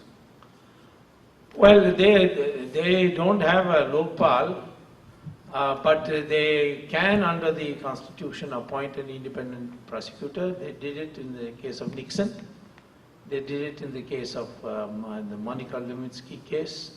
So, other things in the Lokpal are nothing very special. I mean, even nothing else is accepted, there's no problem. And the present laws are sufficient in India to get prosecution, provided this extra thing of an independent public prosecutor is also accepted. So in that sense, we will then be on the same. What happens in the United States, you have to appreciate, is they do get convictions fast on matters where there is no dispute. Like somebody confesses, then there should be no dispute at all. And there they get conviction quickly and they throw the book at that person. In America, if you get caught, then they are brutal. Martha Stewart's offense was very small, but they put her, I think, for 14 days in jail. I asked an American, why are you doing this?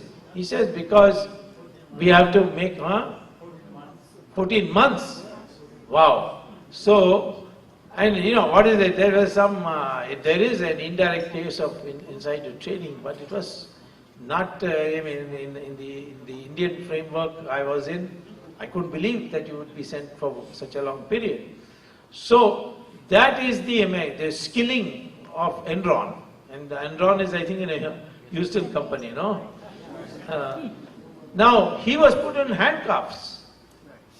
And he was the elite of the elite. Harvard Business School product, elite of the elite. They don't care. So, consequently, I think you can be sure that the only way we are different from the Americans is that the Americans, when they get enough evidence, they then ensure a conviction quickly. And that's what we are going to see for the first time, I think, in 2G. Although it's not, we are not dealing with one person anymore. There are so many accused. But certainly, I think, by the end of this year, Raja will be convicted and probably in jail for 21 years.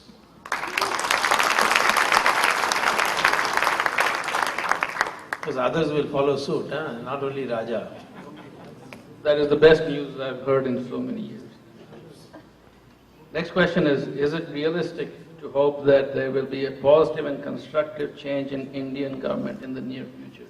I think you've partly answered that, but go ahead and if you want to expand. Well, there has to be an election, and the election is no later than 2014 for Parliament. But I am expecting an election at the end of this month. Because so many people going to jail and this government continues, it's not possible. So there will be a midterm poll at that time. I hope all the Hindus will join together and vote as Hindus, and not all 80% is necessary. 40% is enough, we will get 2/3 majority. And with that 2/3 majority, we can do it. And if organizations which have got a reach, all India reach, like RSS, Vishwanda Parishad, Ramdev, Anna Hazare, some of us, all come together, then I can tell you that there will be a tsunami in voting, just as you saw in Tamil Nadu today, recently. Completely wiped out DMK. Even though DMK gave so much money, they took the money and voted against DMK. Yes, but they brought in Jayalalitha. Huh? They brought in Jayalalitha again. Well, if we had a better alternative, we would have got that person. The unfortunate BJP didn't agree with me. I told them 1 year ago that, 1 year later the elections are scheduled. Let's set up candidates for all and do campaigning from now on itself, not during the election. But they were at that time searching for alliances with this party, that party. And last minute they told me, yes, we are ready, but it was too late to do anything. But next election we'll take care of Jayalalitha also, don't worry. As a follow-up question, still Raja, Kanimoli enjoy the privileges in jail as a Lok Sabha, Rajya Sabha members. Why should their memberships as MPs not be automatically disqualified? They are in jail on custody basis. They have not been convicted yet. And unless they are convicted, they cannot lose their membership. Even this being in custody basis, being denied bail is itself a very big slur on them, because it means prima facie the case against you is so strong. But once they are convicted, they will lose their membership. What is the point in their having membership anyway? They are in jail. Four prisoners are sharing one bathroom. They have no protection against mosquitoes, and it's hot as hell in this summer. They are people who have lived all their lives as in air-conditioned rooms. For them to go through this, they are already going through. They'll certainly, once they are convicted, then of course they will lose their membership. In any case, they will not be able to get elected again.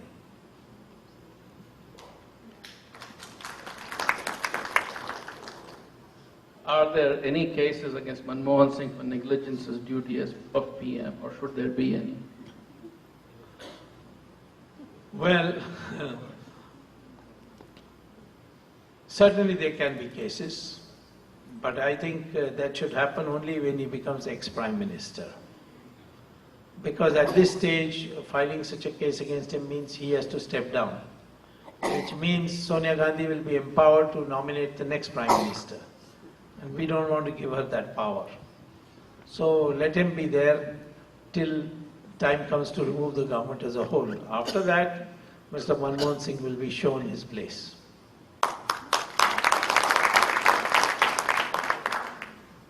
Given the current situation, do you think that the Congress party will create chaos in India to divert public attention?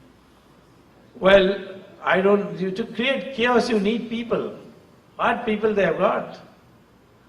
When they are challenged, you see, the congressmen are very mediocre people. Some 2-3 years ago, Narayan Kataria and Harish Sani in New York, they went to my website and saw a document called Know Your Sonia, 100 pages of documents, all about her and all her nefarious activities. They condensed it into a one-page advertisement in the New York Times and published it the day Sonia Gandhi arrived to deliver some lecture on Mahatma Gandhi. And she came to New York. And this was front page, it was a full-page advertisement in New York Times. Everybody saw it because New York Times is read by all diplomats. And she was enraged. And so she told the Congress party, here some overseas Congress party, headed by some Malhotra, Dr. Malhotra, and they filed a $100 million case against Narayan Kataria and Arish Sani for defamation. What happened? They are foolish enough not to know that if you file a defamation case because you defamed Sonia Gandhi and the Congress party files it, the first question that the judge is going to ask is, where is Sonia Gandhi? Because she has to come on the witness box and depose. I would like to see Sonia Gandhi come on the witness box. There will be no Sonia Gandhi box. So the case got dismissed. What incompetent people these are. They will run. We have seen it in 1977. What happened to Sonia Gandhi in 1977? She took her husband and 2 children and ran to the Italian embassy and hid there. Morarji Desai in my presence called the Italian ambassador because Indira Gandhi came crying, saying that she's taken my son also and my grandchildren also. So the Italian ambassador telephoned saying, no threat, don't worry, I am Prime Minister of India, I'll take care. Then only they came out. In Bangladesh war also she left the country. So this time you only got to make sure that she doesn't leave the country. That's all. 3 more questions left. Who besides the Aam Aadmi supports Ramdev ji and Anna Hazare? Any political parties, any business houses? Oh, political parties all want to support him, but he is, maybe he'll change now, but he was of the view that politicians should be kept out because his people around him wanted him out. I was our privilege to be present when he broke the fast, when it was decided that only Sant log, or only sadhus will go to persuade him to give up the fast and give him the orange juice glass to break his fast. But I was made an exception. There are some people who are not happy, but Bapu Murari explained that Subramanian Swamy has got Swamy name, so therefore he was also excluded. So there is a change, and I am hoping, because when you are dealing with politicians, you need politicians by your side. So, but I can say that Ramdev enjoys tremendous support in the country, and all political parties would like to be associated with him.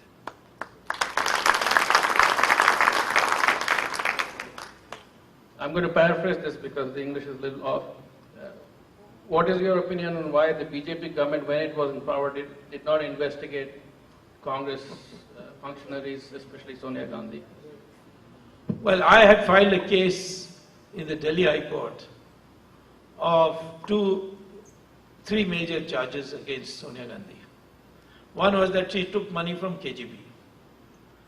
And the proof I had was that when USSR collapsed and Yeltsin took over, the Americans coolly went into the KGB headquarters and photostated every document and brought out the photostat and put it in Harvard University, Princeton University and Columbia University for scholars to study.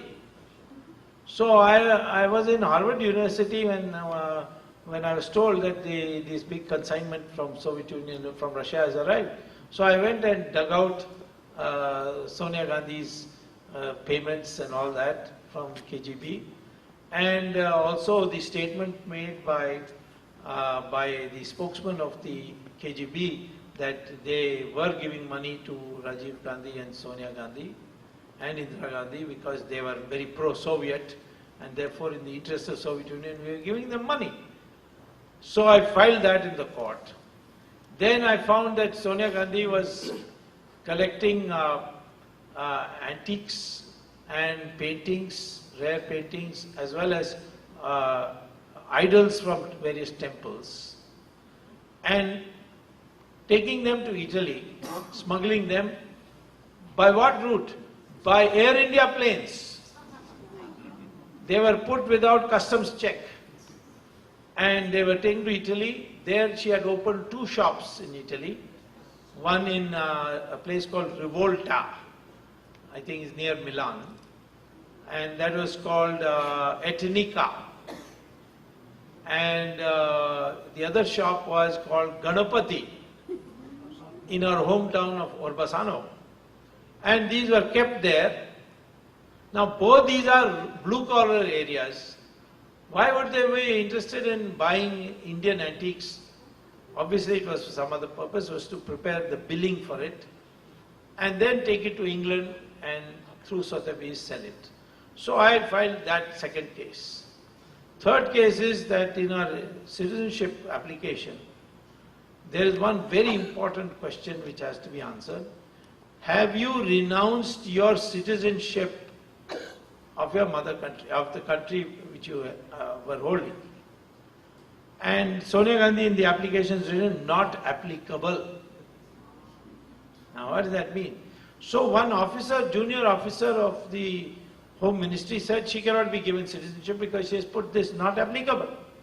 Indira Gandhi has overruled it. Said no, there is no need for her to answer this question. Because she is still a citizen. And therefore, I said her citizenship should be cancelled. Now I filed this case. The High Court was persuaded, so they asked the CBI, go and find out from these countries whether this is true about those first 2 charges. And CBI came back and said that Russia says we are willing to give you documents if you bring a letter rogatory, which means a letter from one court to another court in Russia, where which an FIR is to be registered. And Italy also said the same thing. You bring a letter rogatory and we'll give you the documents. And they, that means also for Italy, you would have to have an FIR. So the court asked the government, file an FIR. Vajpayee government refused to file it. Vajpayee also let Rahul Gandhi off in Boston airport. He was carrying $160,000 in his trunks. And American law says you cannot bring in more than $10,000 unless you declare it. And the punishment is 8 years for every $10,000. So he had $160,000, which means 16 times. 16 times 8 is 144 years. Mr. Vajpayee's government phoned up Condoleezza Rice. Condoleezza Rice took it up with Bush.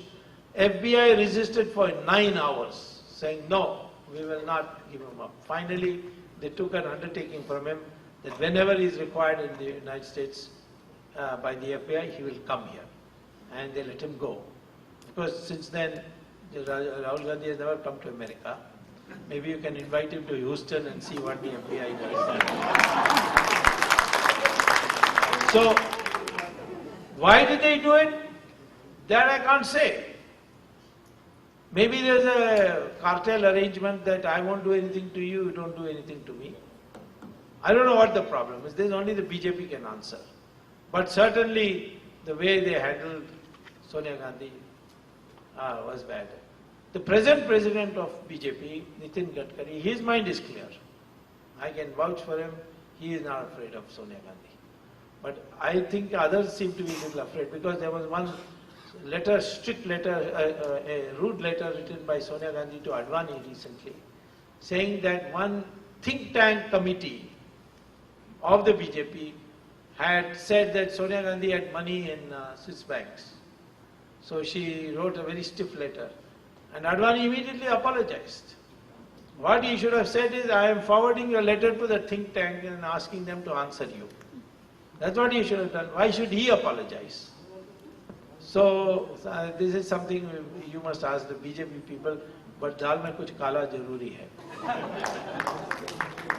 As a follow-up to those three lawsuits that you have filed, what is going on with those? How far are they? Well, I have at the moment in court a case for Mr. Chidambaram, which is coming on 24th. I have a case in the trial court saying that Chidambaram should be made an accused. In the Supreme Court, I'm only saying CBI should be asked to investigate him. Because I cannot ask the Supreme Court to make him an accused. The Supreme Court doesn't have that power. That power is with the trial court. And the trial court, I have filed a petition, and that has been listed for 26th. And so on 24th, if the Supreme Court says yes, CBI should investigate, then this trial court is certain to make him a co-accused, which means next day he will have to depart for Tihar. That is, these are the two main cases connected with the 2G, which are important. I have also one very important case which is not connected with 2G, and that is that the electronic voting machine was rigged in the last parliament election where Congress got 90 extra seats. I have managed to show prima facie evidence of this in court, and the court then asked me, what is it that we can do, order the election commission to do, which will make you satisfied the electronic voting machine cannot be rigged. And I said, if they give like the ATM, they give me a receipt. So now the election commission has agreed to give receipts and prepare the machine. And the formal order for that will be passed on the 17th of August. There are some other cases. I have given to the Prime Minister a 221 pages document asking permission, asking sanction to prosecute Sonia Gandhi on Bofors. And that the Prime Minister is still sitting on it. So as soon as I go back, I'll go to the Supreme Court. And because in Bofors it is she who's centrally involved. And Rajiv Gandhi certainly abetted it. But the money went to Sonia Gandhi's brother-in-law, two brother-in-laws. She has two sisters and their husbands. But once they got the money, they divorced the two girls and went away. So the sisters are now divorced. So therefore I think Sonia Gandhi has to answer. And to be surprising, the entire Bofors investigation, Sonia Gandhi was never interrogated. So this is another matter which I'll file a fresh case when I go back. Last question comes from Arya Samaj of Houston. They thank you for being scathingly honest with your views on corruption and the situation in India today. The question is, will fixing it at the top work? Isn't the fabric of India all distorted by now? Well, I am still very confident that the ordinary people are still sound. And this, I base it on number of developments over the years. People told me how Indian people will understand democracy. But when the voting came, they voted Indira Gandhi out. They voted Jayalalitha out in 1996. They voted Karnataka out this time. They voted out the Marxists in Bengal. So all this public is, they were all the Yadavas voted for Nitish Kumar in Bihar. They did not vote for Lalu Yadav. So I think I have much greater confidence in the armed public of India than the elite of India. The elite has become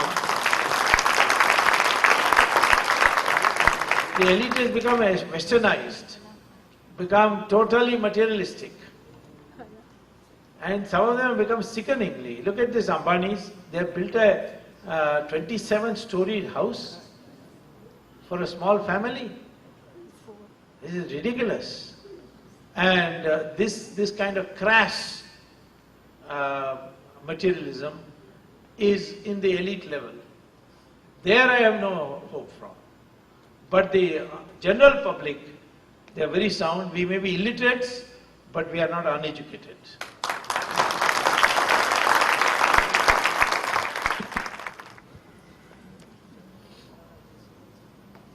How do you restore your personal security? Well, first of all, let us be clear that there are a number of instances where personal security itself has killed the person who is supposed to be protected. Indira Gandhi was killed by her own security.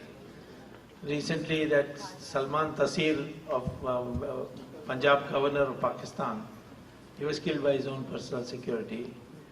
I think in Karzai's brother in Kandahar was also recently killed by his personal security. So I don't think personal security enhances security. What we need to do is know the modus operandi of people who want to harm you. And one of the things is they would like to see that they are not caught or things are not traced to them. Of course, ultimately you need the support of God. If you are destined to live, you will live, no matter what happens. I've known where a plane crash took place and only one person survived. Now, how did he survive? The building is collapsed and baby is survived. How did that baby survive? So, one is that, but more important is that if you know the modus operandi and you have friends all over, and I do have, normally people don't publicize their enemies and publicize their friends, but I do the opposite. I publicize my enemies and don't publicize my friends. So I have friends who also are very much concerned and they look after me, but ultimately all the good wishes of the people gets translated into a message to God, and therefore I'm quite confident it's not so easy to do what people want to do. Swamy, wonderful lecture, and of course it kind of goes back to your book on Hinduism under siege. Yes. And one of the things that we as students of Swami Dayananda Saraswati were very empowered was he was saying the slogan that Hindu vote is sacred. But this message has to go to the masses. And how do you foresee this happening? Because one thing I can hope is if that happens, we might see you as a Prime Minister of India. I think that would be a great occasion. See, I think these events that are happening, like this Bombay incident now, coming at the background of a large number of incidents, they will evoke that sentiment, and then it will be unstoppable. After all, in the Ram movement, which there's been disappointment that the BJP did nothing afterwards, the Ram movement propelled BJP from 2 seats in 1984 to 186 seats in 1998. So I think in India, people take a long time for something to ferment, or what we in Sanskrit call as manthan. Manthan takes place, but that manthan is going on today. And I am 100% certain that the next election will be fought between Hindutva and anti-national in these countries, in our country. That's what I think. Sir, my question is little partisan, but parties are involved in politics. You know that Karnataka governor has given sanction against Karnataka CM for prosecution, and Karnataka CM has challenged that why he has given the permission. So, starting from your first point of your lecture, what do you think? This coal scam, this CWG scam, I think Yadurappa scam is like a traffic violation, if you ask me. I mean, I can't be exercised about that. He was caught, what happened was wrong, but he has returned the land.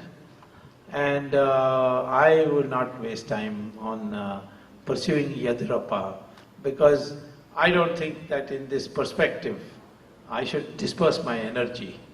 I get a lot of people writing me all letters, why don't you take up this case, why don't you take up that case? It's not possible for me to. I have an opinion that Mr. Yediyurappa is being targeted by Congress because they want to divert it. He has definitely, there is no doubt that his sons have, what they did was wrong. But this discretionary quota is being misused so many times. The only solution is that this discretionary quota should be ended. And Mr. Yediyurappa admits that his son should not have got it and he has returned it. So I would rather not give it any kind of priority. And as far as Bhardwaj is concerned, he is a crook of the first order himself and a big chela of Sonia Gandhi. And if I were to bring out all his corruption, you will make your hair stand on end. I don't believe anything he does. If he is giving sanction, it must be for purely political reasons. Good evening, Dr. Swamy. Great to talk to you on a day when your article in DNA back home is creating uproar in all social networking sites. Anyway, my question to you is, how do you think that the office of Jan Lokpal will not create more red tapeism back home? More what? More red tapeism. Red tapeism. Yes. Well, the opposition, I told you that as far as it's not opposition, it is Hazares, Anna Hazares. Jan Lokpal bill is the only point on which I feel that it's something you can take a stand on. Whether Prime Minister should be included or not, Prime Minister is included in the Prevention of Corruption Act. He is not excluded there. So I don't think you need specially to mention in the Lokpal that the Prime Minister is also covered. And consequently, the only thing that is of value is the independent public prosecutor, and that is to reduce red tape and not to increase it. Swamy, Yes. good evening. It's a wonderful lecture. My question goes back. You really scared Ms. Jayalalitha in Tansi case. Really, she came out of that chief minister post and appointed some other person, and kind of people have forgotten the Tansi case. And now, do the same thing happen in 2G scam? Just 21, even if they full penalty, 21 years they need to see just 4 or 5 Lok Sabha sessions. Again, do they come back to power? Do they do another mischievous thing? Well, as far as the Tansi case is concerned, 2G's case, there is a fundamental difference. As far as Tansi case is concerned, I launched that case. I got her sent to jail on that issue. And then Karunanidhi became jealous that I was getting all this publicity. He, as chief minister and a beneficiary of my campaign against Jayalalitha, he then suddenly said, no, all these cases will be handled by the state government. And since in those days, the state government was just newly elected, so the courts also said, yes, the state government can handle it. Swamy doesn't have the requisite staff to continue the prosecution, and they handed it back. And then after that, Karunanidhi must have made a deal with Jayalalitha that, of the loot you made, give me 30% and I'll let you go. And that's how she escaped. This one, the CBI is directly under the Supreme Court. And I am a petitioner in the Supreme Court. And therefore it's not comparable at all. And I can tell you that 2G will not go. And let's not all the time think that because in the past something went wrong, in the future it will also go wrong. We worry too much about these things. You see, if my wife is pregnant, if the child is born and its nose is twisted, who will marry that child? I mean, you start worrying about it even before the child is born, you see. I don't think we should worry these things. The 2G is a commitment of the country, and I think we are completely differently placed, and therefore the repeat of that will not take place. Just quick question. What do you think about this National Advisory Council?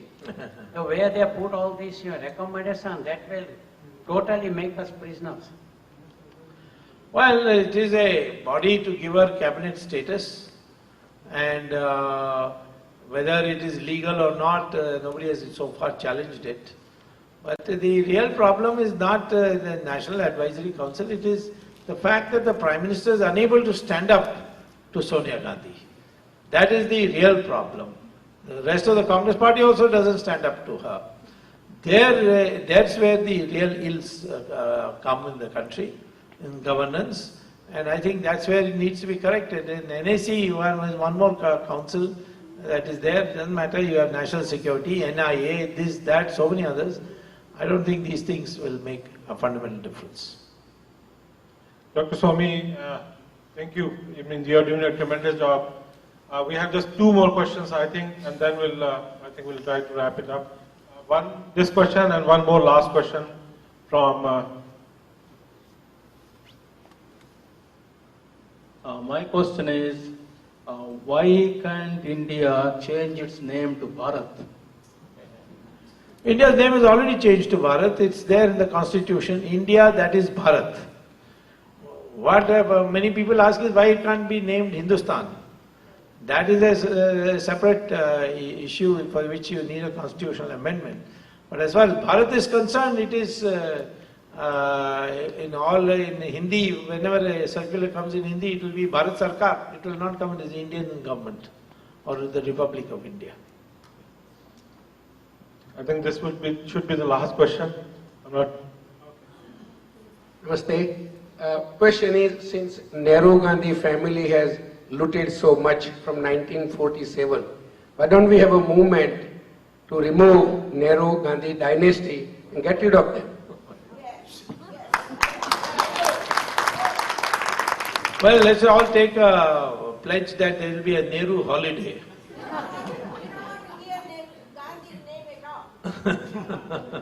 So, if that gets translated, you will see. Let's see what happens in the coming elections. I think what you have just expressed, it seems to be a general sentiment.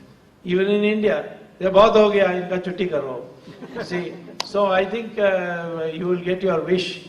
Only the thing is that they should also pay for all the things that they have done wrong, right from Kashmir in 1947, right up to today.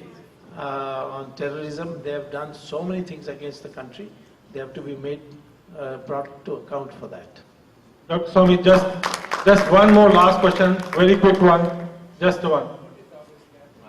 Respected sir, what is your opinion on smaller states in India? What is your opinion on? Smaller states? Oh, I am in favor of them. I think India should have 50 states.